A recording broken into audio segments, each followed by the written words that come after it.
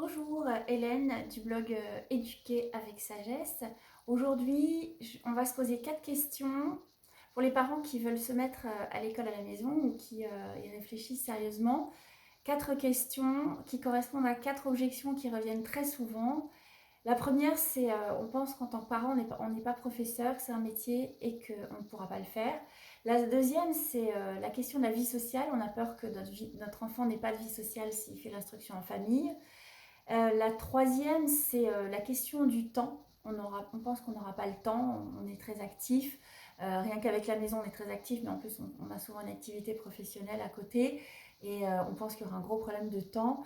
Et la dernière question, c'est la question de la patience. En tant que parent, on se dit, mais j'aurai jamais la patience. Déjà, pour les devoirs, c'est pas facile. Donc, de suivre toutes les cours des enfants, ça va pas être possible. Donc voilà les 4 objections et je vais vous aider à vous poser les questions d'une manière à pouvoir bien y répondre parce que j'ai vécu le processus moi-même. Au début, je pensais que je savais même pas que ça existait, je savais pas qu'on avait le droit de faire l'instruction en famille. Et puis j'ai fait beaucoup de recherches et puis on a fini par décider ensemble de le faire, de se lancer dans l'aventure. Et là, ça fait presque 2 ans et pour rien au monde, je reviens en arrière. Ça a beaucoup apporté aux enfants en termes de amélioration de leur niveau dans plusieurs matières, aussi dans leur comportement, ils se sont beaucoup améliorés. Et aussi notre relation s'est beaucoup améliorée et enrichie. Et puis voilà, au niveau de la vie sociale, je vais vous en parler un petit peu plus tard. En tout cas, pour la première question, est-ce que l'école publique ou privée, c'est la seule voie pour que nos enfants reçoivent une instruction? Il faut savoir que pendant des millénaires, les enfants ont reçu une instruction en famille ou avec des précepteurs.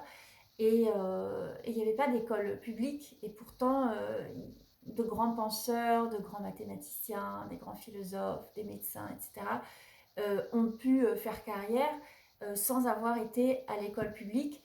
Et c'est juste que récemment, voilà, les choses ont changé, et que maintenant il y a ce contexte, cette facilité, la gratuité de l'enseignement, et puis le fait qu'on travaille, on pense que c'est la seule voie en fait, que de mettre les enfants à l'école.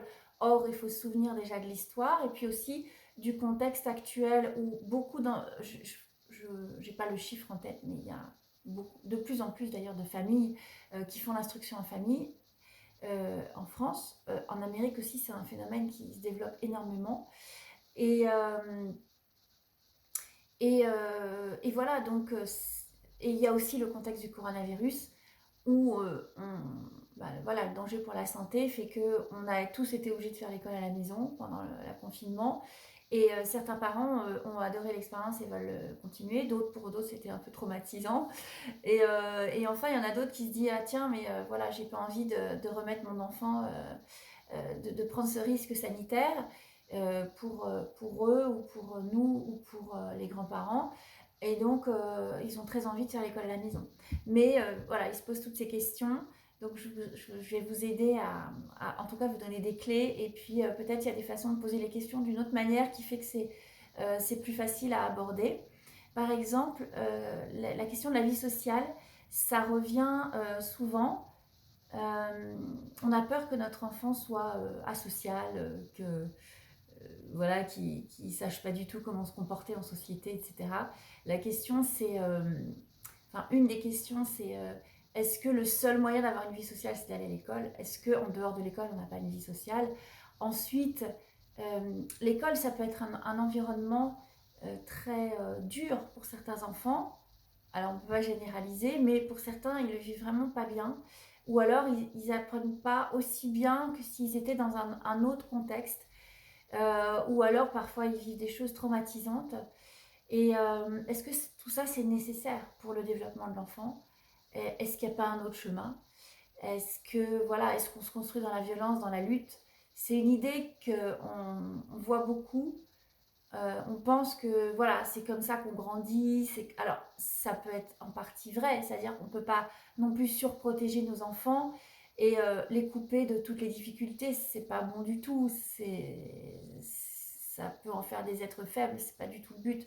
Mais je pense que c'est pas du tout le but non plus des parents qui font l'enseignement à la maison. Ils sont bien conscients de ça. Enfin, après, il y a toutes sortes de parents, évidemment, il y a autant de visions que de familles. Mais en tout cas, c'est intéressant de se dire que il n'y a pas qu'une seule voie, on ne se construit pas forcément socialement équilibré dans un contexte d'école publique. Il y a d'autres façons de se construire aussi et d'être équilibré, d'avoir des bonnes relations avec les autres. Voilà, c'est pas un passage obligé. Et on va pas en faire des asociaux si, voilà, s'ils n'ont pas été à l'école. Ou pas toujours. D'ailleurs, on peut faire une partie d'instruction en famille, après les remettre à l'école. Enfin, ça dépend de nous et de eux aussi, de ce qu'ils ont envie. Donc, c'est très flexible. C'est bon. C'est ça qui est bien de savoir, c'est que on peut faire marche arrière, on peut changer, on peut innover, enfin, être créatif aussi. Il y a beaucoup de choses qui sont possibles maintenant. Alors à la crèche, il y a aussi la question des maladies, hein. La cette question, est-ce qu'on veut, voilà, exposer notre enfant à toutes sortes de microbes pour l'endurcir? Alors oui, ça peut c'est médicalement, ça fonctionne, mais il y en a certains, voilà, si vous les bombardez d'antibiotiques, chaque fois qu'ils sont malades, ça va plutôt les affaiblir. Et donc, est-ce qu'il ne vaut pas mieux les garder dans un environnement où ils seront moins exposés aux microbes, donc la famille par exemple, et, ils ont pas, c'est pas nécessaire, voilà, que nos enfants soient toujours malades, qu'ils sur toutes les cochonneries qui traînent. Voilà, après c'est très personnel. Certains parents disent il n'y a pas de problème, moi ça me va.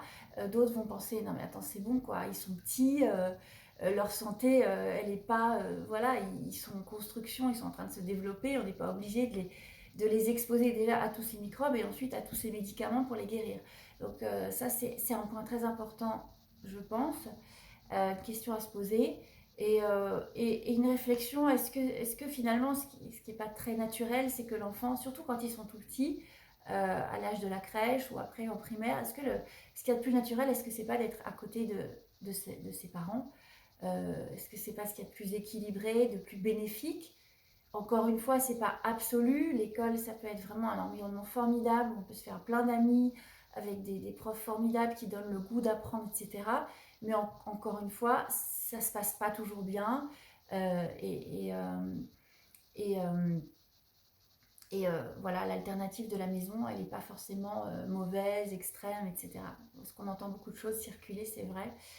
Et enfin, pour cette fameuse peur euh, que nos enfants n'aient pas de vie sociale équilibrée, sachez que quand on fait l'instruction en famille, on offre à nos enfants, on peut leur offrir plein d'activités sociales, sportives, culturelles qui vont être en contact avec d'autres enfants.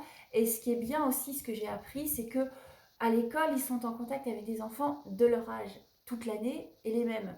Or, à la maison, ou quand on les sort en activité, ils vont rencontrer des enfants de différentes générations, être en contact avec des enfants de différents milieux. Ça pourra varier toute l'année, ce ne sera pas les mêmes copains-copines toute l'année, voilà, enfermés dans une classe, les mêmes pendant toute l'année, le même âge, etc. Et ça c'est une richesse aussi. En tout cas, c'est ce que j'ai vécu, c'est ce que j'ai observé, c'est ce que plein d'autres familles vivent. La troisième question, c'était la question du temps. Certains parents ont peur de devoir consacrer trop de temps. Bah oui, ça prend du temps d'apprendre, mais il faut savoir que déjà, c'est pas 8 heures par jour comme à l'école. À l'école, c'est 8 heures par jour, mais c'est pas 8 heures par jour d'enseignement intensif. C'est impossible. Il y a les facteurs de discipline, les temps morts, etc. Et pour l'enfant, c'est presque impossible d'ingurgiter des connaissances pendant autant de temps. Donc, dans les pays anglo-saxons, l'école c'est le matin, l'après-midi ils ont des activités scolaires. Ça, c'est un emploi du temps assez équilibré et respectueux de l'enfant aussi et de son développement. Les activités culturelles, musicales, sportives, elles sont presque aussi importantes que l'enseignement purement académique. Quand on repense à la tradition de Montaigne, à l'homme humaniste qui recevait un enseignement musical, sportif, culturel et académique, avec voilà, même l'astronomie. À l'époque, on enseignait, les enseignements ont beaucoup évolué au fil de l'histoire. Et à l'époque, avec cet équilibre en fait entre les activités physiques, sportives, culturelles, musicales, ça produisait des enfants, ça pouvait produire des enfants très éveillés, très ouverts, très intelligents, très heureux aussi. Finalement, est-ce que c'est pas aussi important d'avoir des enfants heureux, qui s'ouvrent à plein de choses, selon leur goût aussi, plutôt que d'avoir des enfants qui doivent rentrer dans un moule de formatage, d'enseignement, le même que les autres, au même rythme, et parfois ça leur convient pas le rythme, et ça les rend malheureux. Et quand on est malheureux, on n'apprend pas aussi bien que quand on est heureux. Et ça, c'est une autre, pour moi, un autre gros avantage de l'instruction en famille, c'est que on va s'adapter au caractère de l'enfant, à ce qu'il aime. On va faire appel à sa créativité, on ne va pas l'étouffer. On va le laisser explorer des choses où on voit qu'il excelle et qu'il a envie d'apprendre. Et finalement, il va revenir à des choses au départ qui étaient plus dures pour lui, parce qu'on lui l'a laissé respirer, on l'a laissé s'ouvrir à des choses qu'il aime. Et pour bien apprendre, c'est fondamental d'aimer, d'y prendre du plaisir. Donc ça, c'est quelque chose que dans un cadre scolaire rigide, il n'est pas possible. C'est normal, les professeurs s'occupent de jusqu'à 27 enfants, parfois plus. C'est impossible de faire du sur-mesure. À la maison, c'est possible. Donc, je vous parlais du temps, là j'ai un peu digressé parce que c'est passionnant de voir avec le temps qu'on a, et même avec 2 heures, pour les petites classes, 2 heures d'éducation, d'enseignement pur, ça suffit. Pour les primaires, on peut passer à 4 heures et puis après plus. Donc le temps, c'est flexible, on n'est pas enfermé dans un emploi du temps très rigide, c'est ça qui est formidable avec l'instruction en famille. On s'adapte aussi à la santé de l'enfant, parfois il est en forme, il peut apprendre plus, parfois il est fatigué et c'est pas la peine de forcer. Donc le temps, voilà, c'est flexible, il ne faut pas avoir l'impression que voilà, nos journées sont finies, on ne pourra plus rien faire, on ne peut plus faire ménage ou nos activités personnelles ou même notre activité professionnelle. Il y a des façons de s'organiser et le temps s'organise entre les parents, les enfants. Et aussi, il y a un facteur très important, c'est l'autonomie. En ayant nos enfants à nos côtés, on peut, si on pense que c'est un objectif, on peut vraiment leur apprendre à être autonome. Et ça, c'est une qualité dont ils auront besoin toute leur vie, dans leur vie professionnelle, dans leur vie personnelle, dans leurs études. L'autonomie, c'est fondamental et c'est quelque chose qu'on peut vraiment apprendre en faisant l'instruction en famille. Et c'est quelque chose qui nous dégage du temps à nous, les parents. Moi, je vois que mes enfants sont assez autonomes maintenant. Ils n'ont plus trop besoin de moi. Ils viennent me voir quand ils ont des problèmes, des questions. Et quand je leur donne du temps, c'est vraiment utile et concentré. Et après, bam, ils repartent sur les rails. Et ils apprennent tout seuls à leur rythme. Et ils me rendent des comptes, évidemment, parce que je suis tout ce qu'ils font. Et j'ai besoin de savoir qu'il y a des progrès et qu'on suit un relatif programme. Mais l'autonomie, ça libère énormément de temps aux parents. Donc c'est vraiment magique. Et enfin, il y a la question de la patience. Moi, je suis quelqu'un qui n'a pas beaucoup de patience. Et pourtant, j'y arrive. Ça fait presque 2 ans maintenant. Euh, la- euh, je pense aux sketchs de Florence Foresti qui sont vraiment pliants, qui me font beaucoup rire, où elle montre comment voilà, les devoirs le soir, quand on a des amis, on est fatigué de la journée de travail, il y a encore les devoirs à faire. Ça peut être traumatisant pour les parents comme pour les enfants. Or, déjà, quand on a les enfants toute la journée à la maison, eh bien, on n'est pas tendu. On a des moments où on est super en forme, on va bien avancer. Et puis quand ça va plus, on est fatigué, on n'a plus la patience, on arrête, on passe à autre chose. Et donc, on trouve la patience, on trouve l'énergie. Et surtout, je pense que la patience, ça vient de l'amour qu'on a pour nos enfants, du bien qu'on leur veut. Et quand on veut les aider, on trouve la patience, on trouve la bienveillance de leur parler, de les aider. Quand on travaille toute la journée, qu'on a pris le métro, qu'on rentre le soir et qu'il faut les aider à faire les devoirs, c'est presque normal de ne pas avoir la patience. C'est un contexte difficile pour aider nos enfants. Bien sûr, c'est possible, il y a des mamans qui arrivent, qui sont vraiment admirables. Euh, je ne dis pas que c'est impossible, mais c'est plus difficile. Et là, je vous dis que la patience, on la trouve quand on a le temps de s'organiser, on trouve un équilibre, qu'il y a une harmonie qui se construit à la maison. On trouve la patience, on a des ressources en nous qu'on ne soupçonnait pas. Et puis, comme je vous disais à l'instant, ils deviennent beaucoup plus autonomes. On n'est plus autant sollicités, nous, les parents, pour expliquer pendant des heures un truc qu'ils ne comprennent pas. On les place en situation d'autonomie et ils vont comprendre beaucoup de choses par eux-mêmes, ils vont faire appel à nous juste quand il y a besoin. Et ça fait que notre patience est plus tellement mise à l'épreuve, ou beaucoup moins. Ça, c'est ce que j'ai vécu en tout cas. C'est vraiment magique, peut-être je pourrais en parler dans d'autres vidéos. En tout cas, c'est pour vous rassurer, la question de la patience, c'est pas, voilà, c'est pas un obstacle insurmontable. J'en ai été capable, donc vous en êtes capable, c'est sûr, parce que vraiment, je suis pas quelqu'un de très patient. Et puis aussi avec l'entraînement, ça vient, on développe sa patience, c'est quand même une qualité importante à développer pour nous les parents, en tant qu'être humain, dans notre vie personnelle, dans notre vie professionnelle, c'est vraiment une qualité très précieuse.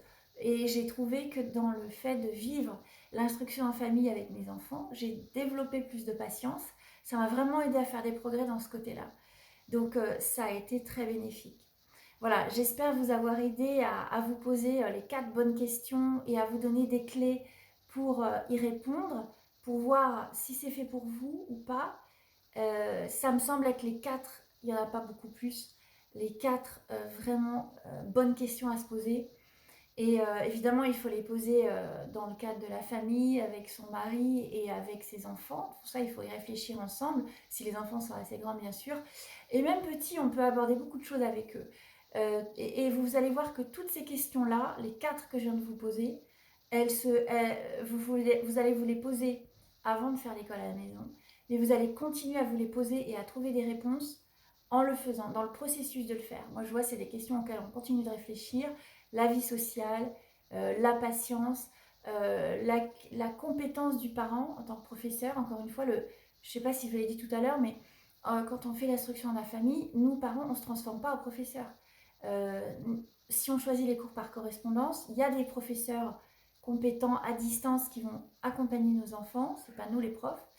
Et, euh, et puis il y a des livres qui sont... Les livres, ça peut être... Dans certaines matières, ça peut être un professeur, hein, en littérature. Bien sûr, ça ne se substitue pas au professeur, mais en tout cas, moi je vois par exemple mon fils pour l'histoire. On a tellement trouvé un bon manuel qu'il adore lire ce livre, il adore apprendre par cœur des morceaux. Et, euh, et finalement, j'ai presque rien à faire.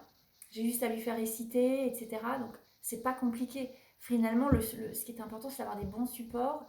Et ça, je pourrais vous aider à en trouver parce que j'ai fait beaucoup de recherches et puis j'ai été conseillée.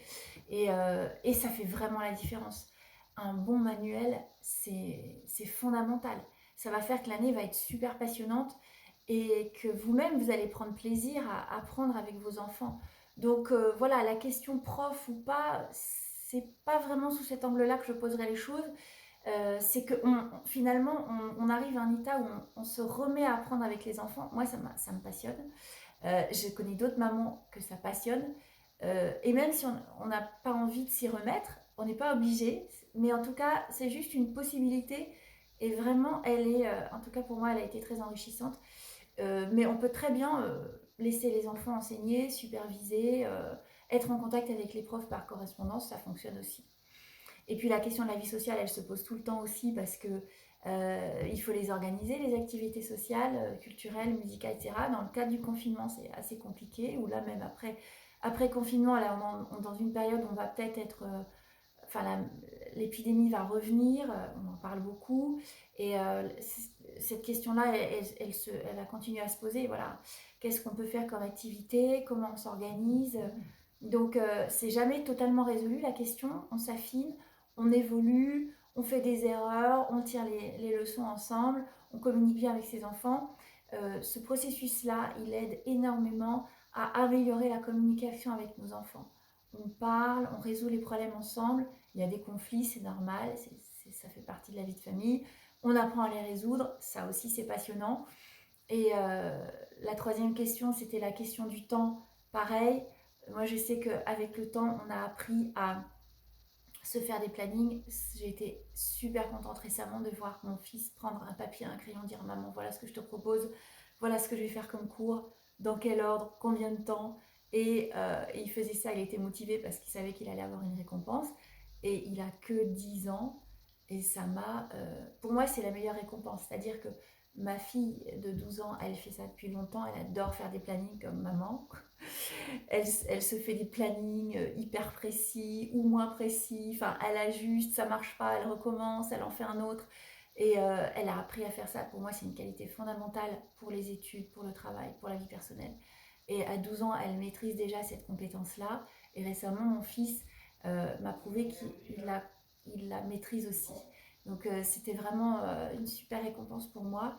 Et enfin, la patience de les voir, elle est mise à l'épreuve tous les jours, c'est normal, c'est partie de la vie de famille.